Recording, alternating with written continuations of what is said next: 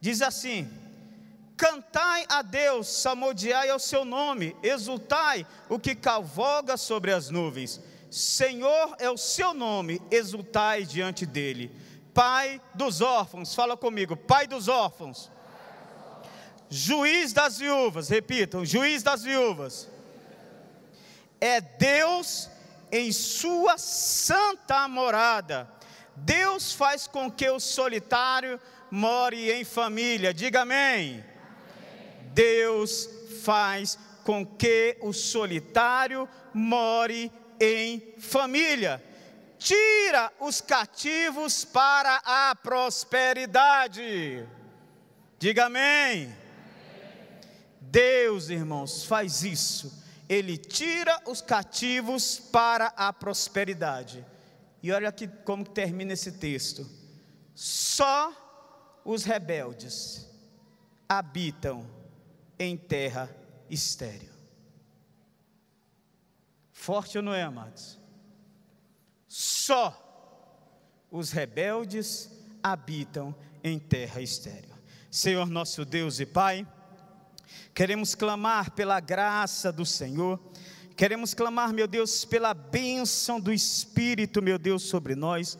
Queremos clamar, meu Deus, pela presença do Senhor, meu Pai, sobre essa igreja, sobre cada um aqui presente, sobre, meu Deus, os que estão também ausentes. Meu Deus, que a unção do Senhor também os alcance. Queremos repreender, meu Deus, todo espírito contrário ao do Senhor, e queremos profetizar que nessa noite não há de se manifestar algo aqui a não ser para a glória do teu nome. Que nada, absolutamente nada, nem mesmo a nossa própria vida, seja empecilho para o fluir do Senhor aqui. Que toda a glória seja devotada ao Senhor. Profetizamos que cada mente está cativa ao trono da graça, que o Senhor vai trazer a elucidação necessária, e que o nosso coração vai produzir a 100 por 1, porque a palavra vai ser ministrada e vai cair no terreno fértil para a glória do Senhor. E em nome de Jesus, convictos, papai, de que o Senhor sempre nos ouve, nós oramos em nome de Jesus, amém e amém. Glória a Deus, amém, queridos? Amados, tem uma história que certa vez eu ouvi, uma ilustração de sermão, mas que eu sempre uso e falo muito com meus filhos, como que a gente, em um momento de crise, a gente pode matar, pela nossa arrogância, a graça e a bênção de Deus sobre as nossas vidas. Como que no momento de crise, irmãos, nós nos tornamos vulneráveis e às vezes matamos aquilo que Deus nos deu. E eu ouvi há muitos anos atrás, entendeu, num congresso essa ilustração, e aquilo tocou muito o meu coração. Já falei aqui na igreja, mas eu acho apropriado falar nesse momento também. Diz, irmãos, que certa vez teve 2 trabalhadores que depois de muito labutar na vida, muita labuta, foram tirar férias. Esses 2 trabalhadores. E o primeiro foi tirar férias, ajuntou o dinheiro dele, entendeu? Pegou todas as economias ali, botou a família dentro ali do carro, do avião, mas foi lá, tirar as férias dele. E chegando nessas férias ali dele, irmãos, numa praia, não sei se vocês são assim, eu sou praiano. Para mim, férias, irmãos, se eu não fui para a praia, eu não tirei férias. Então eu sou muito praiano, sou daquele mesmo farofeiro mesmo, de ficar no povão, entendeu, irmãos? De ficar no povão com o buchão para cima lá, entendeu? E gosto daquelas comidas as mais gordurosas possível. Não siga meu exemplo, irmãos. Parece que quanto mais gordurosa, mais gostoso é o negócio, irmãos. Aí passa um queijo de coalho, irmãos, eu quero. Passa um caldinho de feijão feio pra caramba, eu vou experimentar, irmãos, é gostoso demais. Aí, para piorar, ainda mando colocar torresmo, irmãos, ainda mando colocar ovo de codorna, e vai aquela coisa todinha, e depois minha esposa aguenta a noite. Não só porque eu fico potencializado, por causa dos gases também, irmãos, porque o negócio é terrível, terrível mesmo. O negócio é terrível, mas eu sou assim, irmão, sou praiano, gosto dessas coisas. E ele foi para a praia ali, e depois de tirar o seu descanso na praia, ele deitou debaixo de um dos coqueiros. E lá deitado debaixo do coqueiro, veio um coco, irmãos, e pá! Caiu na cabeça dele, abriu um corte, sangrou, e aquele homem ficou possesso. Falou: Deus não me ama, que é isso? Eu trabalho o ano todinho, eu ajunto meu dinheiro, e como que eu venho para a praia com milhões e milhões de lugar para esse coco cair, ele cai logo na minha cabeça, e que é isso? E com dor de cabeça, juntou a esposa, juntou os filhos, pegou tudo, acabou o dia de praia dele, ó, foi embora, murmurando da vida, irmãos. Murmurando porque um coco caiu sobre a cabeça dele. Veio outro também trabalhador, depois de muito trabalho, foi na CVC, na Decolar, dividiu de 12 vezes sem juros, nada pela propaganda mesmo. Hotéis.com tem um monte de lugar, irmão, só não viaja mesmo, viu? E foi para a praia dele, feliz da vida. E foi deitar debaixo do mesmo coqueiro, irmãos. E para a sorte, para o azar, aí depende de como você vê a circunstância, um coco também caiu sobre a cabeça do indivíduo. Deu o mesmo corte, ele caiu, botou a mão na cabeça, estancou o corte ali, veio todo mundo ajudar, entendeu? Ficou um pouquinho tonto. Depois que ele recuperou, irmãos, ali daquilo, o que ele fez? Levantou a mão para os céus, agradeceu a Deus pelo livramento, agradeceu a Deus pelo coco, abriu, comeu o coco, bebeu a água do coco e fez uma cuia com coco e voltou a dormir. A mesma situação, queridos, o mesmo coco, o mesmo problema, mas um que um fez foi uma coisa, e o que o outro fez, irmãos? Os nossos destinos, irmãos, eles são exatamente estabelecidos pela forma que nós enfrentamos os desafios que a vida nos aparece. Um continuou e foi abençoado. O outro, irmãos, pegou tudo, foi embora e deve reclamar de praia até hoje. Davi, irmãos, estava numa situação dessa. Uma situação de caos, e ele nos ensina, irmãos, como nos comportarmos diante dessas situações de caos. E ele primeiro, irmãos, aqui nesse versículo de 4, você vê, irmãos, que ele não se reporta ao caos, mas ele se reporta à soberania de Deus, que está além do caos. Diante do caos, irmãos, enxergue a soberania de Deus.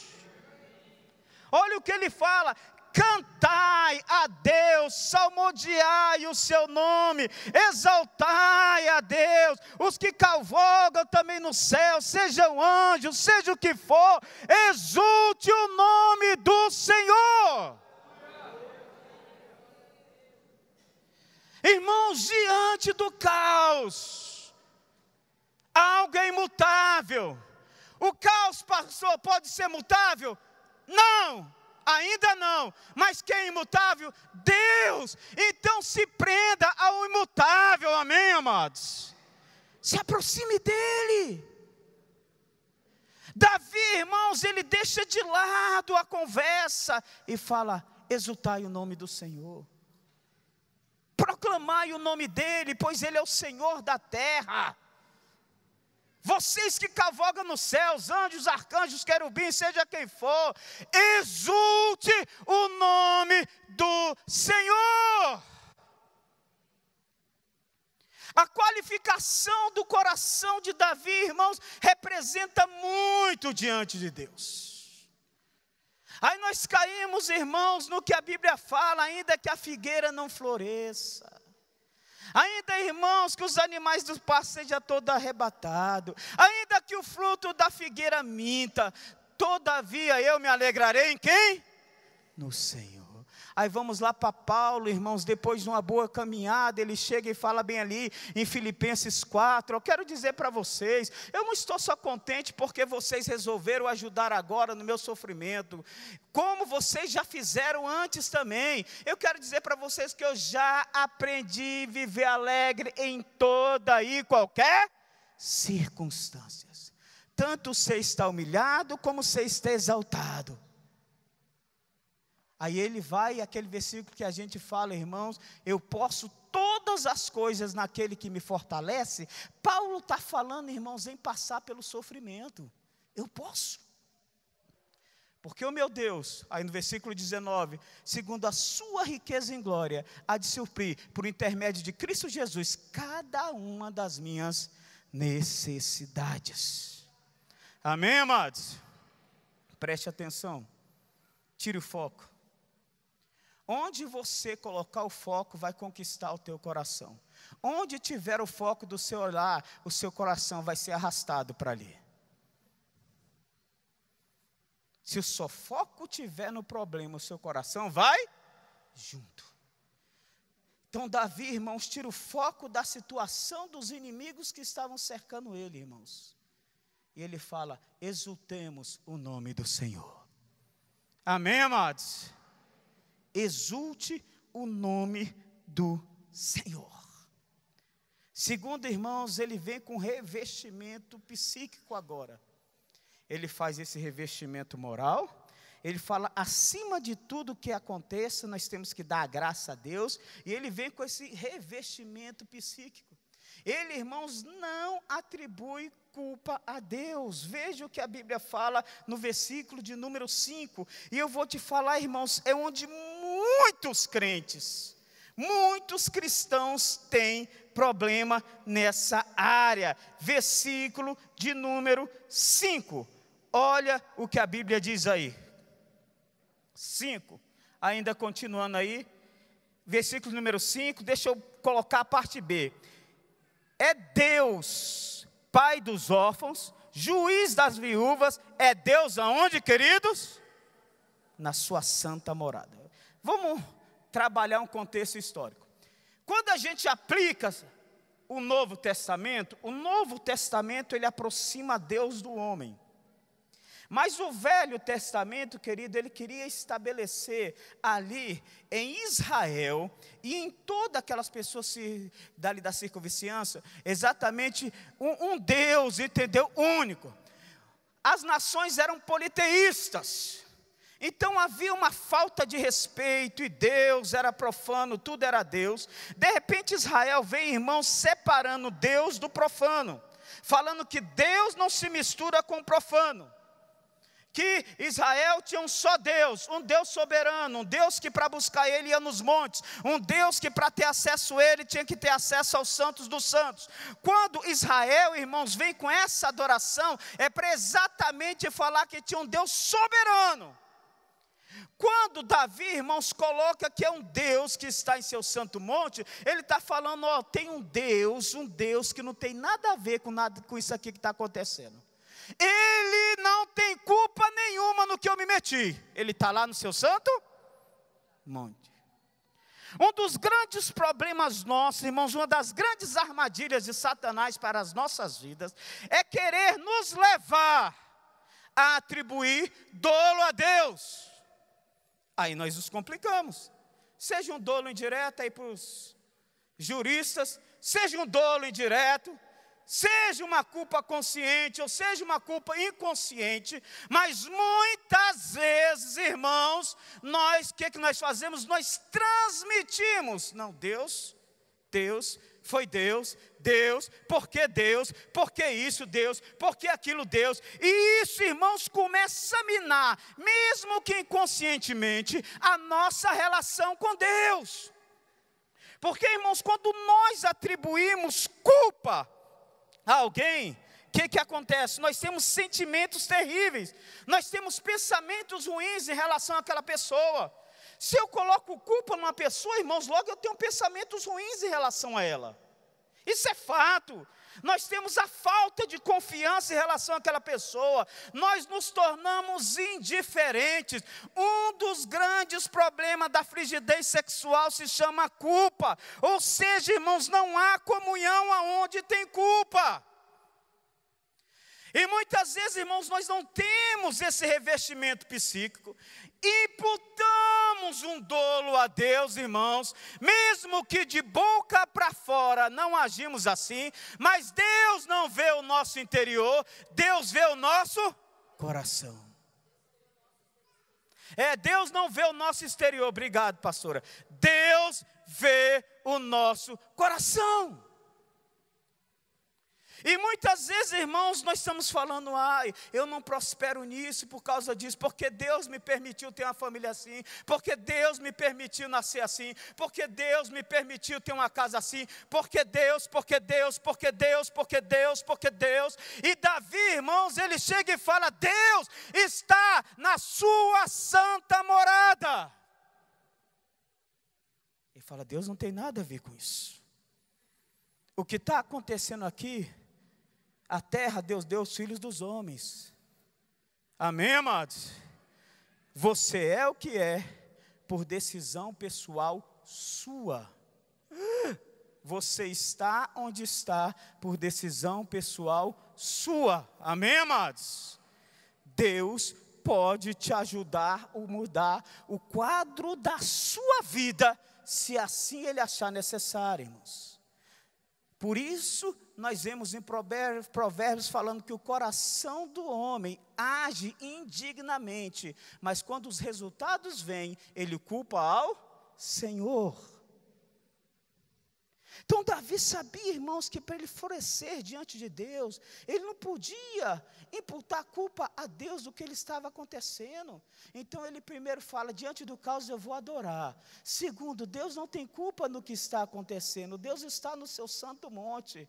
Está lá, no seu santo lugar, a morada dele não é aqui, ele está acima de tudo isso, ele é santo, ele é o Todo-Poderoso, Deus está lá. Sua oração, irmãos, não vai ter efeito, seja ela, irmãos, de confissão, de pedido, de agradecimento, se o seu coração, em primeiro lugar, não estiver limpo em relação à pessoa de Deus.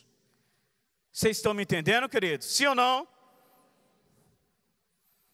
Muito forte, irmãos, essa palavra. Que muitas vezes, irmãos, nós não fluímos diante do Senhor na palavra, porque o nosso coração, irmãos, imputa culpa a Deus, coisa que não existe, é pecado.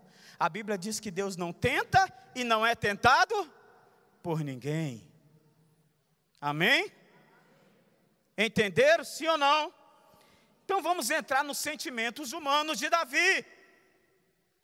E diante, irmãos, dos problemas, é racional, é natural que alguns sentimentos, irmãos, venham sobre a nossa vida. E veja como Davi trabalha esses sentimentos, irmãos, com uma sabedoria tremenda. Um dos primeiros sentimentos, irmãos, que vem sobre nós, quando nós estamos diante de problemas não solucionáveis aos nossos olhos, é um sentimento de orfandade. Quem aqui nunca se sentiu órfão, sozinho, abandonado? É ou não é verdade, irmãos? Estou só. Só que, irmãos, o sentimento de orfandade é perigoso, porque ele mata o nosso legado. Órfão tem legado? Órfão tem legado, irmão? Sim ou não? Não. E o nosso legado, irmãos, ele não é só material, mas o nosso legado diante do Senhor é espiritual. Se nós estamos em um determinado problema, com sentimento de orfandade, irmãos, nós sempre vamos nos basear nas nossas forças e vamos esquecer que é o nosso Pai que pode resolver algo por nós. Um exemplo. Dia desse eu estava numa escola e eu vi, irmãos, quando duas moças tiveram que sair da escola porque elas não tinham um pai que pagasse a faculdade delas. E naquela turma elas falaram, gente, a gente tem que sair, a faculdade subiu de preço, eu não tenho um pai, estou aqui sozinho na Brasília, as duas, não tenho um pai e vou ter que sair da turma. A turma chorou com ela, a turma falou, que pena, mas a turma não pôde fazer nada porque ela já se declarou órfã e ela era um órfão. E ali, irmãos, ela foi sucumbida pelo problema dela. Muitas vezes, irmãos, o nosso problema aparece e nós somos sucumbidos, pastor Ulisses, porque nós nos declaramos órfãos. Do outro lado, irmãos, a minha filha chegou um dia desse para minha esposa e falou: mãe, o que foi, minha filha? A escola subiu. Ela: que é isso, minha filha? Olha aqui, amor. Olha aqui, mãe. Aí minha mãe: eita, que conta é essa? A senhora vai renovar? Vou renovar. Por quê, irmãos? O problema apareceu, mas ela tinha uma mãe e um pai que poderia fazer por ela. O sentimento de orfandade, irmãos, ele mata o nosso crescimento. Porque muitas vezes no mundo espiritual nós deveríamos falar assim: ó, eu não posso, mas eu vou levar a um Deus que pode fazer por mim. E aí seríamos abençoados. O sentimento de orfandade tira a fé em alguém que pode fazer algo por nós, irmãos. Eu e a minha esposa vivemos uma questão dessa. Nós, com muito custo, quando formos casar, com a ajuda de pai, com a ajuda de mãe, com o trabalho meu, o trabalho dela, conseguimos comprar um apartamento na QNL. Nossos 2 primeiros filhos nasceram nesse apartamentozinho lá, pequenininho, muito aconchegante, muito bom e tudo, irmãos. Nós compramos um ágio, na época que tinha um ágio, e começamos a pagar aquele ágio. Entrei no acordo com o homem, não, tudo bem, pode começar a pagar o ágio e tudo. E eu paguei o ágio no nome lá da pessoa e tudo. E num determinado momento, irmãos, a prestação, que era de R$260 do apartamento, pulou para R$930, isso há 20 anos atrás quase. Jesus amado, corri. Aí falei com ele, não, pode entrar na justiça que está tudo tranquilo, a gente resolve. E entrou na justiça e quando foram chamar o contra-cheque dele, porque era baseado nos aumentos salariais, ele falou: não tenho esse aumento.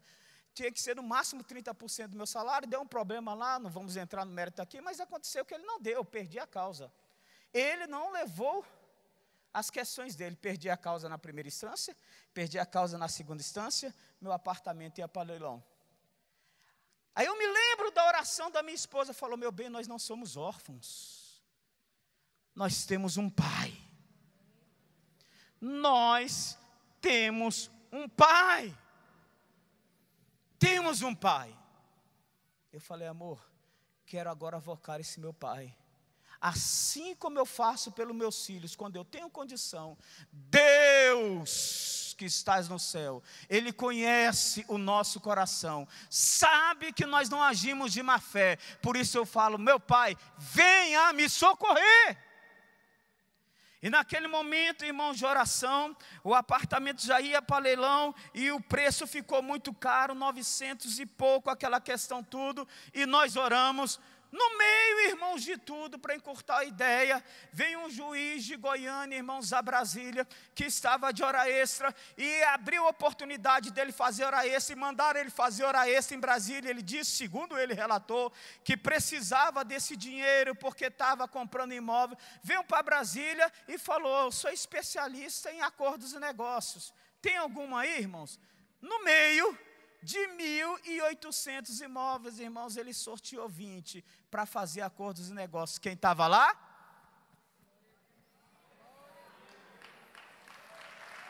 Caiu, irmãos, nosso apartamento no negócio.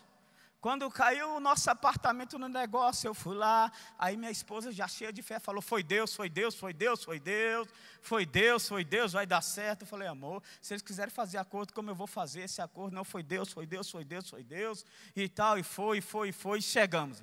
Quando nós chegamos lá falando no nome do Senhor e tudo, aquela questão, quando eu chego, irmãos, lá para ver o acordo, a mulher da Caixa Econômica responsável por fazer acordo, foi uma mulher que, irmãos, há mais de 30 anos atrás, passou por um problema familiar, procurou a igreja para ser aconselhado, e quem estava aconselhando ainda como seminarista, ela?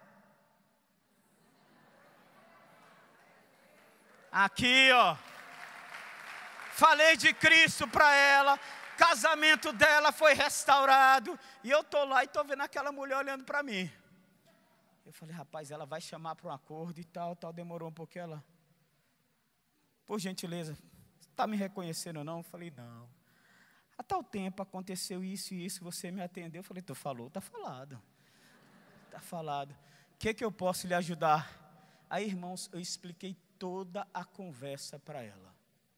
Ela pegou o negócio, olhou, chegou no ouvido do juiz, não sei o que ela fez, conversou com o juiz alguma coisa, e eu fiquei para o último. Quando eu fiquei para o último, irmãos, o dono do imóvel, que o imóvel estava no nome, também estava lá querendo fazer um acordo se eu não pegasse. Ele leu lá, não tinha meu nome no processo, porque eu fiz no dono do imóvel, não tinha nada. Ela chegou e falou, esse imóvel foi vendido, por que que está? Aí o cara chegou e falou assim, ó, eu vendi, mas o cidadão não pagou e tudo. Ele falou, o cidadão está aqui? Eu falei, sou eu. Ele falou, você está com a procuração de imóvel? Estou, então eu quero conversar com você. Na hora, irmãos, por que você não pagou? Eu falei, por isso. Ele falou, então, vamos fazer o seguinte, de cara, nós vamos te dar um desconto de 72%. Você pode pagar? Não. Aí ele, não, senta ali. Aí a moça chegou e falou com ele de novo lá com ele. Vamos fazer o seguinte, você pode pagar 80% do imóvel? Eu falei, não posso não, Jesus. Posso não, doutor. Então vamos fazer o seguinte, vai lá. Tá bom, vamos te dar um desconto de 85% do que você deve aqui no imóvel. Você vai ter que pagar 46 mil reais no imóvel. Você pode? Eu falei, aí eu posso. Quanto tempo eu tenho? 3 meses para você pagar. Eu peguei imóvel, irmãos, vendi por 150 mil reais e paguei 146 e com o restante construí minha casa que eu moro hoje. Pai, irmãos, Pai dos órfãos, amém, amados? Tinha um Deus que podia. Cuidado com o sentimento de orfandade, porque ele mata legados. Ele tira, irmãos, a sua fé, amém, amados? Ele tira a sua fé. A orfandade tira a sua fé. Aí você entra na questão, eu não tenho quem faça por mim, eu na minha força não posso fazer, e não vai fazer. Então, irmãos, Davi, sabendo que o sentimento de orfandade, de abandono veio sobre ele, primeira coisa que ele fala, Deus é o pai dos órfãos. Ele não permite, pastor Daniel, que esse sentimento avore no coração dele. Quando ele sente que esse sentimento ali, irmãos, quer amedrontar, ele fala, Deus é o pai dos órfãos. Deus é o pai dos órfãos. Eu estou me sentindo órfão, mas Deus, pela sua misericórdia, é o pai dos órfãos. Aí você começa a ver, irmãos, as coisas acontecerem. Vocês estão me entendendo, amados? Sim ou não? Sim ou não? Glória a Deus. O que é isso, irmãos? Deus. Porque é complicado, irmãos, esse sentimento de orfandade, de rejeição, de abandono. Você começa a se isolar, você sai da bênção de Deus. E o que acontece quando esse sentimento vem sobre Davi? Ele já vai e toma uma posição. Ele invoca a presença de Deus e fala, eu tenho um pai. Assim como o problema aconteceu para minha filha, e ela vai continuar estudando, porque ela tem um pai que pode fazer por ela, irmãos, e aquelas duas não conseguiram estudar, porque elas não tinham alguém que podiam fazer por ela. Eu quero te dizer, irmãos, está nas tuas mãos, decidir se você tem ou não alguém que pode fazer por você. A decisão não é de boca para fora, a decisão é por um ato de fé. Amém, amados? E a Bíblia diz, irmãos, se Deus é por nós, quem será contra nós? Aquele que não poupou seu próprio filho, será se não nos daria juntamente com ele todas as coisas? Você tem um pai, Sorria, irmão, você tem um pai. Vire para a pessoa do teu lado e fala: querido, você tem um pai. Você tem um pai. Você tem um pai, você tem um pai. E quem é pai sabe o que eu estou dizendo. Quem é mãe sabe o que a gente faz pelo nosso filho. Você tem um pai. Tem, irmãos. Amados, quando o pastor Daniel fala dessa construção da igreja, irmãos, isso é ação do Pai, né, pastora Laudidiane? Isso é ação do Pai, irmãos, não tem mão humana. Irmãos, quando tu entra lá, não tem explicação, não tem palavra, né, pastor Daniel? Não tem palavra, não tem lógica, não tem lógica. Isso é ação do Pai. Então, em nome de Jesus, cuidado com o sentimento de orfandade. Cuidado. Então, Davi vai tomar essa precaução. Um outro sentimento que vem sobre a vida dele: injustiça. E ele fala, nessa segunda parte, deixa eu ler aqui, juiz das viúvas. Irmãos, se tinha alguém que era injustiçado naquela época, se chamava viúva. Vocês lembram da história de Ruth? Quantos lembram? Irmãos, ela voltou como miserável, foi, não é verdade? Mas vocês acreditam que no caso Noemi era proprietária de várias terras? Vocês sabiam? Só que, irmãos, viúva não tinha direito de plantar. Viúva não tinha direito de estabelecer renda. Não tinha. Ela tinha que ter um resgatador mesmo tendo terra. Viúva era injustiçada, irmãos. Me permita a palavra, quando a gente vê o caso, se eu não me engano, de Judá, você vê, irmãos, que muitas viúvas entravam até pelo caminho de prostituição, irmãos, porque elas não podiam fazer outra coisa. De tão injustiçado. Não tinha conversa como viúva. Quando você vê a viúva lá, se eu não me engano, lá de Eliseu, que ela chega e fala: ó, morreu aí o seu discípulo, entendeu? Só ficou eu e meu filho, e eles agora vão levar o meu filho e eu vou ficar sozinha. A viúva ninguém levava não, a viúva ficava para morrer. O filho ainda levava como escravo, mas a viúva se virava. É tanto, irmãos, que quando Boaz vai resgatar Ruth, ele chega e fala o seguinte: ó, você lembra de Noemi? Sim. Viúva lá do nosso irmão? Sim. Você lembra das terras dela e tal? Lembra, as terras estão à venda. Ela voltou, as terras estão à venda. Então o que aconteceu? Ela tinha terras. Eu quero te falar, se você quiser resgatar, você é o primeiro resgatador dela. Quiser comprar para você, compra. Se você não quiser comprar, ela nem oferecia, irmãos, eram os outros que ofereciam. Se você não quiser comprar, eu vou comprar. Aí o primeiro resgatador chega e fala: eu vou comprar. Ele fala: ó, só quero falar uma coisa. Quando você comprar essas terras, você vai ter que assumir Ruth e vai ter que assumir Noemi. Ele falou: aí não. Aí não, irmãos. Aí eu desisto. Aí Boaz foi e resgatou as duas, porque viúva não tinha vez, irmãos.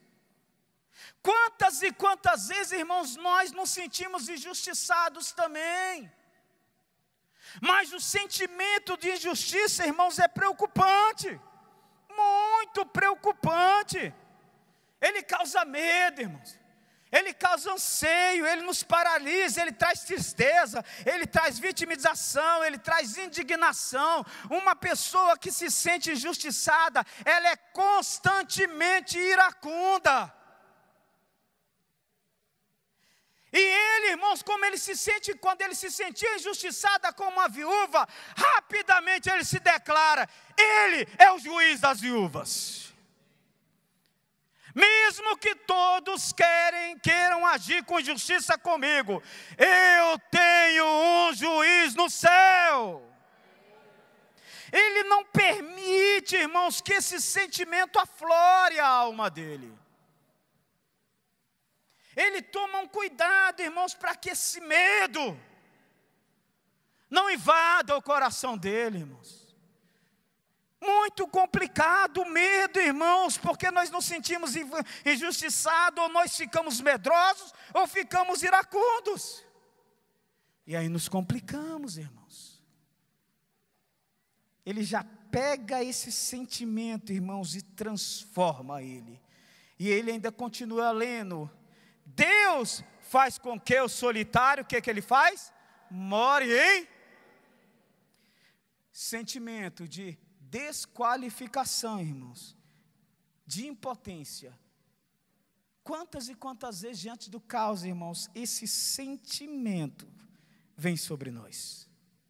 Mas ele fala, ó, meu irmão, mesmo que eu seja o mais desqualificado, mesmo que esse sentimento esteja sobre a minha vida, Deus é capaz de fazer um milagre. Deixa eu te falar, irmãos, quem aposta em um solitário viver em família? Ninguém. Pois ele fala, por mais que ninguém aposte em um solitário, Deus é capaz de pegar o desqualificado e qualificá-lo para viver em família. Irmãos, como que ele protege, amor, os sentimentos dele? Como que ele trabalha a alma dele, irmãos? Como que ele não permite, irmãos, que aquilo se aloje no coração dele? Porque, irmãos, o problema nos faz nos sentir desqualificados, não é verdade? E muitas vezes nós desistimos diante do desafio. Não tem como. Irmãos, quantas oportunidades boas as pessoas perderam na vida porque se sentiram desqualificados diante do problema. Quantos traumas, irmãos, nós carregamos por causa de situações embaraçosas, desconfortantes, e por isso, irmãos, deixamos de crescer. Não acreditamos mais em nós mesmos, e a oportunidade passa, os anos passam, e nós ficamos assim, não é para mim, não é para mim, não é para mim, quando na verdade, irmãos, os problemas nos fizeram nos sentirmos desqualificados, inaptos e impróprios. Mas a Bíblia diz, irmãos, que em Cristo Jesus, nós somos mais que vencedores. Não tem como, irmãos. Não deixem que um trauma, com a frustração, que uma decepção faça com que você se sinta, irmãos, desqualificado. Davi fala, por mais que eu seja desqualificado aos olhos da pessoa, por mais que eu não tenha condição nenhuma, mesmo que eu seja como solitário, sem ninguém, e ninguém aposta em um solitário para ser de família, mas Deus faz com que o improvável vire provável. Deus pega as coisas loucas do mundo para confundir as sábias. Você é desqualificado? Coloque Deus na sua história que você vai se tornar apto, porque Deus é contigo. O solitário, Deus faz com que habite em família. Diga amém. O que você quer de Deus, queridos? Coloque Deus na sua história agora, querido, em nome de Jesus. Coloque. Guarde o seu coração diante do Senhor, amado. Em nome de Jesus, Deus está falando, aposte em mim, acredite, eu quero fazer na sua vida, bendito serás na cidade, bendito serás no campo, Deus quer fazer de você bendito. Creia, irmãos, em nome de Jesus. Creia, creia, creia, creia, creia, irmãos. Creia, quem chegou em algum lugar, não chegou porque era apto, irmãos. Ele chegou porque Deus o fez apto. Diga-se a pastora Laura, irmãos, quantas vezes ela falou do chão de onça. Avião pousa na minha mão. Hoje o pastor Ulisses, irmãos, estava falando como ele era um delinquente, um débil em comportamento. Porque isso é. E hoje você vê um homem pregando com tanta sabedoria e graça, irmãos, para a glória do Senhor. Em nome de Jesus, amados, você vai ver a sua história, aonde você acreditou que Deus poderia te levar, Ele te levou. E Ele quer fazer mais na sua vida, mesmo que você seja inapto. Deus fala, Deus vai te fazer chegar em excelência para a glória do Senhor. Guarde o seu coração, em nome de Jesus, irmãos. Guarde o seu coração. Ser inapto, não deixe que isso venha no teu coração, irmãos. Pois o nosso Deus, Ele é capaz de fazer com que o solitário habite entre família. Você foi ferido? Pois Deus é capaz, irmãos, de transformar essa área sua ferida no jardim regado para a glória do Senhor. Minha esposa já falou aqui, irmãos, várias e várias vezes. Às vezes ela chegava, por ela ser um estilo mais introvertido, mais cheio do poder. Muitas vezes pessoas próximas dela, irmãos, não a família ali nuclear dela, falou, Vivi, quero te dizer, você não vai casar não, minha filha. É ou não é verdade, irmão? Você não vai casar não. E desde pequena falar, irmãos, ao ponto dela querer ser freira. De tanto que isso entrou no coração dela. Tanto, irmãos. Tanto, e ela ficou, não, então um caminho desse é para mim.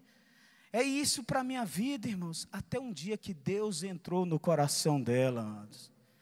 Hoje em dia eu falo, amor, eu quero dormir, pelo amor de Deus. Pelo amor de Deus, irmãos. Ela não conta uma coisa não, irmãos. Ela conta 10 coisas para chegar na coisa. Hoje, irmãos, é uma pessoa que eu vou te falar a verdade. E a pastora Laudiana está para falar, irmãos. Quem anda com ela fala, rapaz, que amor de pessoa ela. Sabe o que o diabo quer fazer? Ele quer nos tornar inapto. Ninguém me quer. Não tem jeito para mim não. Eu não sirvo para casar, eu não sirvo para isso. Eu vou, para um local recluso mesmo, ficar o dia lá todinho. Irmãos, quantas besteiras foram pregadas e colocadas na nossa cabeça, não é verdade, irmãos? Quantas besteiras, irmãos. Mas Deus é capaz de mudar. Creia, essa palavra é para você que tem um sonho. E que o diabo tem falado, você é inapto, mas Deus muda e vai te fazer viver uma vida de excelência para a glória do Senhor. Dê uma salva de palmas a esse Deus poderoso. Creia. Para terminar, irmãos, ele termina dizendo aqui, tira o cativo para a prosperidade. Que tudo que o diabo quer, irmãos, é fazer com que nós venhamos a nos sentir cativo. Mas Deus fala que Ele tira o cativo para a prosperidade. E aqui, irmãos, o único lugar que Deus não tem ingerência. E por isso Davi, irmãos, foi tão sábio diante de Deus. Ele fala, só os rebeldes habitam em terra estéril. Se você está cativo, Deus te liberta.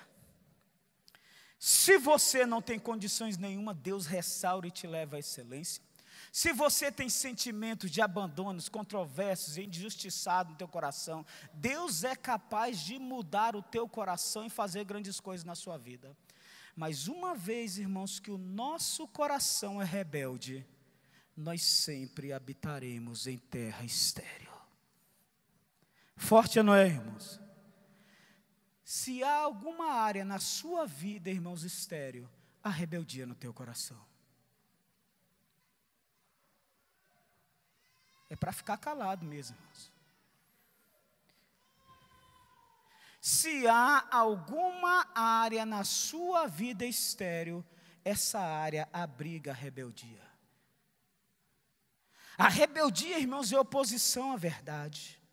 Deixa eu colocar uma rebeldia muito simples, um exemplo. Deixa eu ver. Um exemplo na área física mesmo. Está com pressão, está com isso, tem que perder peso e tudo. Aí você vai no lugar, o médico chega e fala, você tem que fazer isso, isso assim. Eu chego e falo, não vou fazer. Essa área da minha vida, irmãos, vai estar estéril? Porque eu abriguei uma rebeldia nesse procedimento. Onde nós abrigarmos rebeldia, irmãos, ali vai ser estéril. Eu fui rebelde a uma verdade. Vocês estão me entendendo, amados? Sim ou não? Nós muitas vezes, pastora Laura, entendemos que rebeldia só está ligado ao peitar veladamente uma pessoa.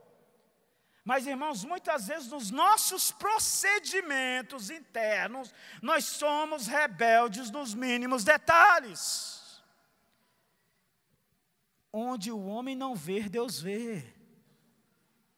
E essa área se torna estéril. O que Davi fala? Se eu não abrigar rebeldia no meu coração, jamais eu vou conviver em uma vida estéril. Hoje Deus, irmãos, te trouxe aqui para falar, meu filho, eu posso fazer tudo isso com você, mas eu não posso tirar a rebeldia do teu coração, se não houver uma disposição sua. Você pode se manter pousando de crente, de cristão, e continuar com áreas da sua vida estéril, com casamento estéril, com uma finança estéril, com uma saúde estéril, com aprendizado estéril, porque Deus não pode tirar a rebeldia do teu coração. Nós vimos que todas as outras coisas Deus trouxe solução. Ele mexe, mas a rebeldia é uma escolha minha. Começou lá no Éder, né, pastora? Começou lá no Éder e até hoje marca a nossa vida, irmãos. Por isso, em nome de Jesus, irmãos, me permita a palavra. Hoje Deus quer fazer da sua terra estéril um manancial de vida.